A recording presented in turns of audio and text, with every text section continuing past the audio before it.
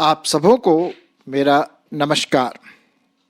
आज मैं आपके सामने एक और विशेष बात को रखना मांगता हूं जो हम सबों के व्यवहारिक जीवन में आ, होता रहता है। मेरे साथ कई बार हुआ, शायद आपके साथ भी कई बार हुआ होगा। जब भी कोई बात होती है या विरोधाभास बातें आती हैं तो साधारणतः हम लोग क्या करते हैं, एक दूसरे को दोष लगाते हैं, एक दूसरे पर ब्लेम करते हैं। अब उदाहरण के रूप में ले लीजिए ना, अगर हम स्कूटर से जा रहे हैं रास्ते में, रोड में, और कहीं दूसरे स्कूटर के साथ एक्सीडेंट हो जाता है या कुछ ऐसी उल्टी सीधी बात हो जाती है, खरोंच आ जाती है, दोनों गिर पड़ते हैं, तो हम लोग क्या करते हैं, उठ करके एक दूसरे को तेरी गलती थी, तेरी गलती, अरे तेरे को देखा नहीं, तू अंधा है, ये है वो है, मतलब कई प्रकार की चीजें हम एक दूसरे को दोष लगाते हैं। अच्छा, इंटरेस्टिंग बात यह है कि हमारे चारों तरफ लोग जमा हो जाते हैं और वो तमाशा देखते रहते हैं। तो आपने देखा होगा, कई बार ऐसा होता है रोड में या कहीं पर भी, मोहल्ले में भी आप देख रहे हैं कि दो ग्रुप लोग एक दूसरे को दोष लगा रहे हैं, उंगली दे रहे हैं, और कभी कभी शारीरिक रूप से भी लोग झगड़ा करते हैं।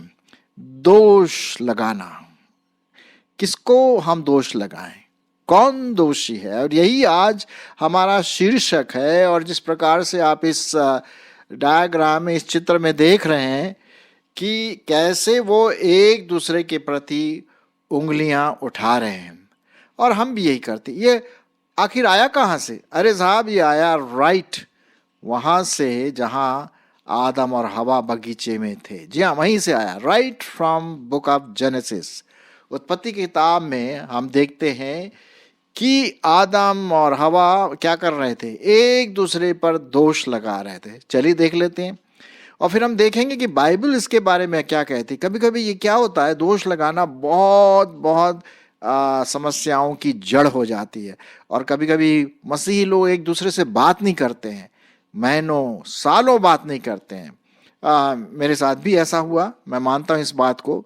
लेकिन फिर पवित्र आत्मा ने मेरे से इसके बारे में बात किया। तो चलिए शुरुआत करते हैं उत्पत्ति की किताब और उसका 3 अध्याय। और जो संदर्भ है वो इस प्रकार से है कि प्रभु परमेश्वर यहोवा ने आदम और हवा को बगीचे में रखा और कहा कि ये फल मत खाना, और उन्होंने खा लिया और वो दोनों छिप गए क्योंकि वो दोनों नंगे थे। तब यहाँ पर परमेश्वर आते हैं और पूछते हैं कुछ बातें, और हम देखते हैं किस प्रकार से वे एक दूसरे पर दोष लगाते हैं। तो चलिए देख लेते हैं उत्पत्ति उसका 3 अध्याय 9 पद से। तब यहोवा परमेश्वर ने पुकार कर आदम से पूछा, तू कहाँ है?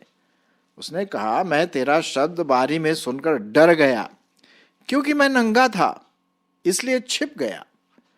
उसने कहा, किसने तुझे चिताया कि तू नंगा है? जिस वृक्ष का फल खाने को मैंने तुझे मना किया था, क्या तूने उसका फल खाया है?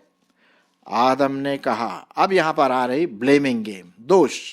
आदम ने कहा, जिस स्त्री को तूने मुझे मेरे साथ रहने को दिया है, उसी ने उस वृक्ष का फल मुझे दिया और मैंने खा लिया। तब यहोवा परमेश्वर ने स्त्री से कहा, तूने ये क्या किया है? स्त्री ने कहा, भाई सर्प ने मुझे बहका दिया, तब मैंने खा लिया। तब यहोवा परमेश्वर ने सर्प से कहा, तूने जो ये किया है इसलिए तो सब घरेलू पशुओं और सब बनेले पशुओं से अधिक श्रापित है। तू पेट के बल चला करेगा और जीवन भर मिट्टी चाटता रहेगा।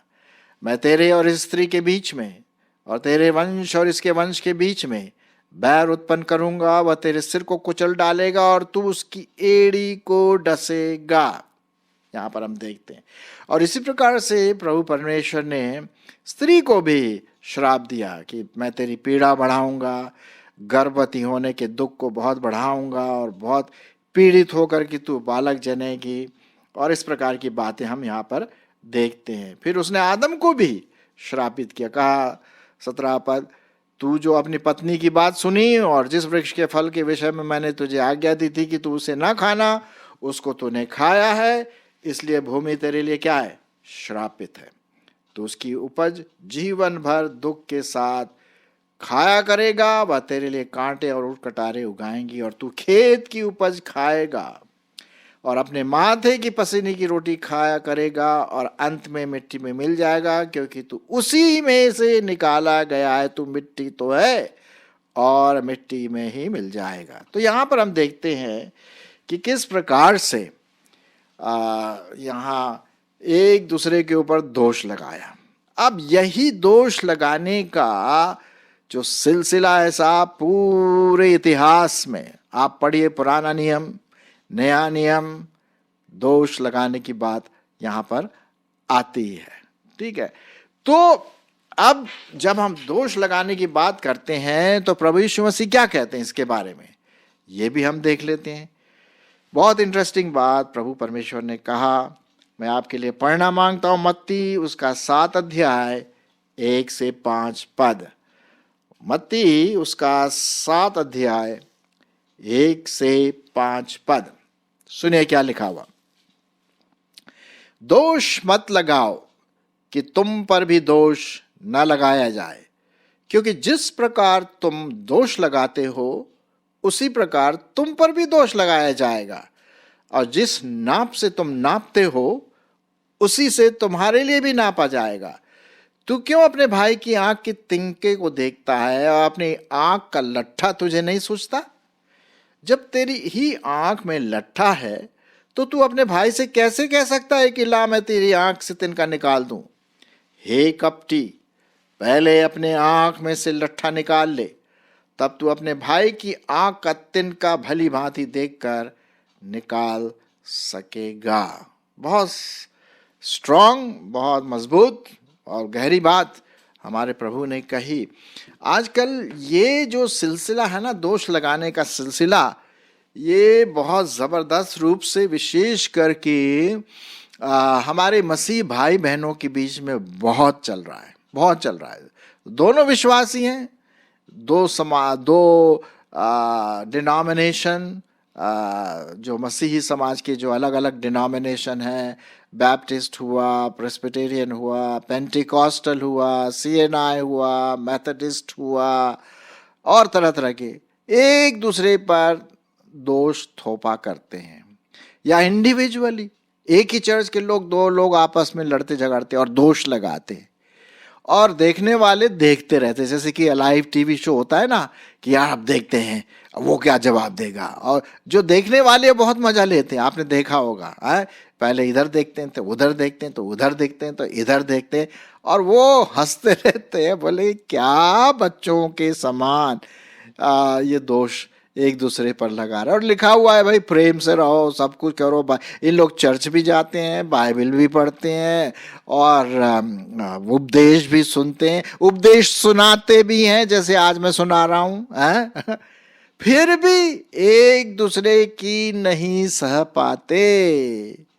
क्या यही मसीहत है? और यीशु मसीह ने ये बात बड़े ध्यान से हम सबों के लिए, मेरे लिए और आपके लिए बात कही कि भैया दोष मत लगाओ, क्योंकि हमारा एक न्यायी है जो फाइनल न्याय, फाइनल जजमेंट वही करेगा।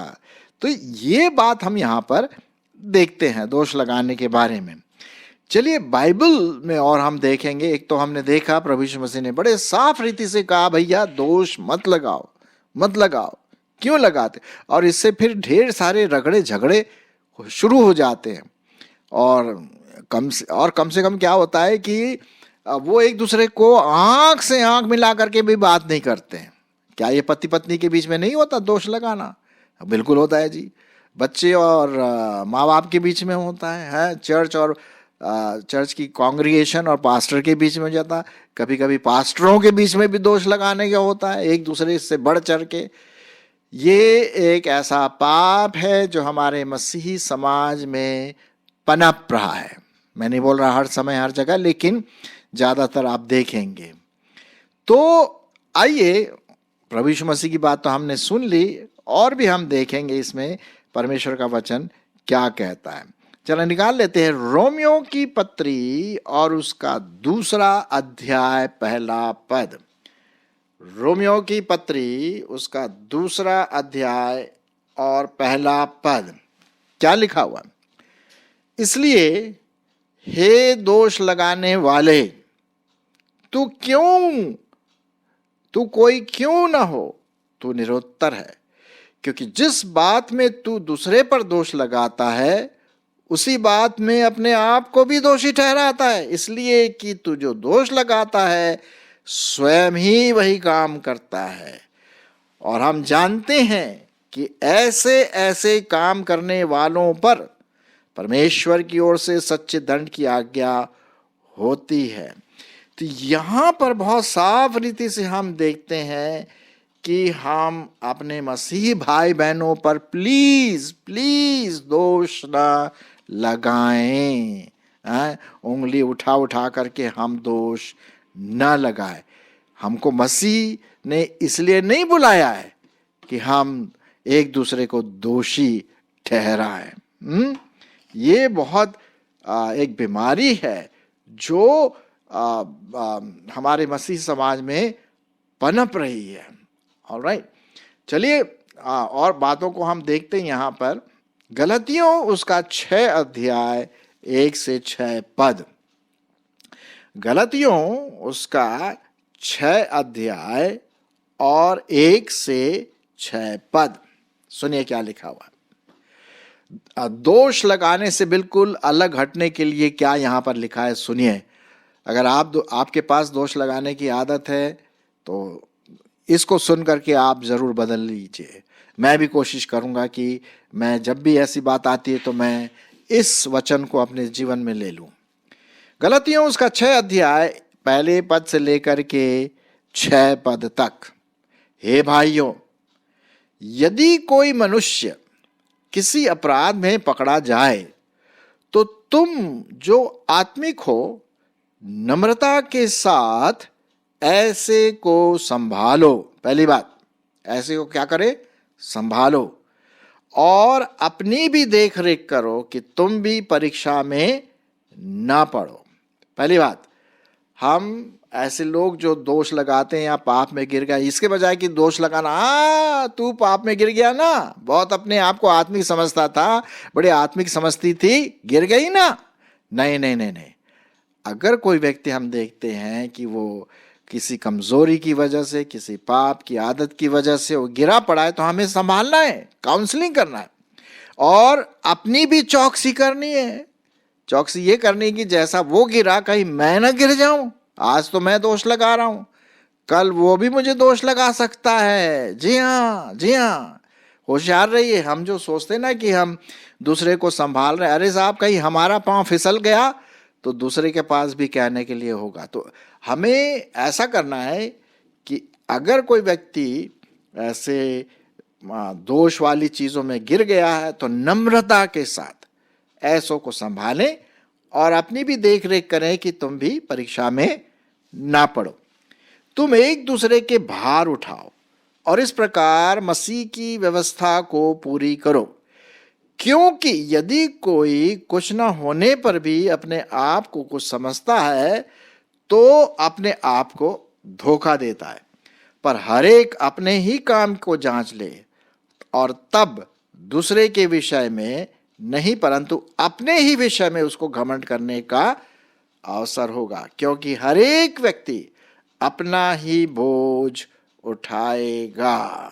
कितनी अच्छी बात यहाँ पर लिखी हुई है कि हम एक दूसरे को संभालें, एक दूसरे की काउंसलिंग करें और एक दूसरे से कहें कोई बात नहीं भाई, आप गिर गए, खड़े होइए। देखिए वो कितना खुश होगा कि अरे ये दोष नहीं लगाया, हाँ मैं गिर गया था, गिर गई थी, लेकिन ये व्यक्ति आया, उसने मुझे उठाया, प्रेम से समझाया, नम्रता से समझाया, मेरी काउंसलिंग किया, वो बहुत खुश होगा।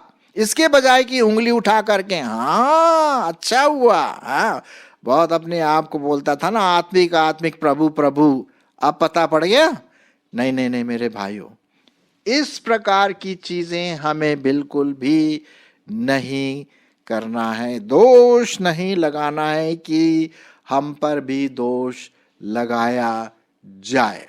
ठीक है, चलिए और देख लेते हैं, कुछ और पदों को हम पढ़ लेते हैं। पाया जाता है पहला पत्रस उसका 3 अध्याय 16 पद। पहला पत्रस उसका 3 अध्याय और 16 पद। क्या लिखा हुआ?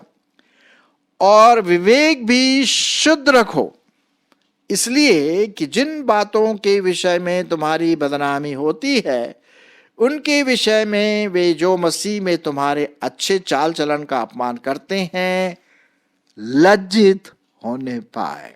भाई कभी भी हमें किसी को मौका नहीं देना चाहिए उंगली उठाने का, है ना। देखिए उंगली उठाने वाले बहुत तेरे मिलेंगे, बहुत तेरे मिलेंगे उंगली उठाने वाले। जी हाँ, तो हमें अपनी उंगली नहीं उठाना है। मैं खुद इस बात को सीख रहा हूं, मैं खुद सीख रहा हूं इस बात को कि मुझे एक दूसरे पर उंगली नहीं उठाना है, दोषी नहीं करार देना है। भाई हम कौन होते हैं उसको जज करने वाले? हैं? हम कौन होते हैं? हम नहीं है। हमारा जज तो भाई प्रभु परमेश्वर है, वही करता है। फिर क्या लिखा हुआ जरा और सुन लेते। इफिसियों उसका 4 अध्याय और 2 पद। इफिसियों उसका 4 अध्याय और 2 पद। बहुत इंटरेस्टिंग बात यहां पर परमेश्वर के वचन में लिखा हुआ है। यहां पर लिखा हुआ, मैं आपके लिए पढ़ देता हूं। पहले पद से मैं पढ़ लेता हूं। इफिसियों 4, 1 और 2। इसलिए मैं जो प्रभु में बंदी हूं तुमसे विनती करता हूं कि जिस बुलाहट से तुम बुलाए गए थे उसके योग्य चाल चलो। भाई हमें प्रेम की बुलाहट है, हमें एकता की बुलाहट है, हमें एक दूसरे में मिठास लाने की बुलाहट है, एक दूसरे को संभालने की बुलाहट है। हाँ, तो जिस बुलाहट से तुम बुलाए गए हो उसके योग्य चाल चलो। अर्थात अब वो मीनिंग बता रहा है, अर्थात सारी दीनता और नम्रता सहित और धीरज धरकर प्रेम से एक दूसरे की सह लो, एक दूसरे की सह लो। अगर दूसरा व्यक्ति मेरे प्रति कुछ करता है, उल्टी सीधी बातें बोलता है, चुगली करता है, मेरे विरोध में दूसरों को गॉसिप करता है, तो मेरे को उंगली उठाने का कोई अधिकार नहीं। सह लेना है, सह लेना। हम उसके लिए प्रार्थना जरूर कर सकते हैं, लेकिन उसमें क्या लिखा हुआ? भाई हमारी बुलाहट यही है, दीनता, नम्रता, धीरज सहित प्रेम से एक दूसरे की सह लो। मुझे पता है ये डिफिकल्ट है, इसमें कोई शक की बात नहीं है। मेरे साथ कई बार ऐसी डिफिकल्टी आई, मुश्किलात आई, लेकिन प्रभु के अनुग्रह से मैं कर सकता हूं। और लिखा हुआ है 3 पद, और मेल के बंधन में आत्मा की एकता रखने का यत्न करो। यत्न करो, मेल के बंधन में आत्मा की एकता रखने का यत्न करो। ये है परमेश्वर का वचन आपके लिए और मेरे लिए। हमें सहना है, हमें दोषी उंगली उठा करके दूसरे को नीचे नहीं गिराना है। यह शैतान का काम है। प्रभु कहता है एक दूसरे की सह लो। अगर कोई आपके विरोध में उल्टी सीधी बात बोलता है, नुक्ताचीनी करता है, गॉसिप करता है, कोई बात नहीं, उसको समझाओ, प्रेम से सह लो, सह लो। क्योंकि हमारा जो जज है भैया वो है परमेश्वर। मेरा जो जज है वो परमेश्वर है, आपका जो जज है वो परमेश्वर है। हम एक दूसरे को जज ना करें, है ना। तो भाई कौन है दोषी? कौन है दोषी?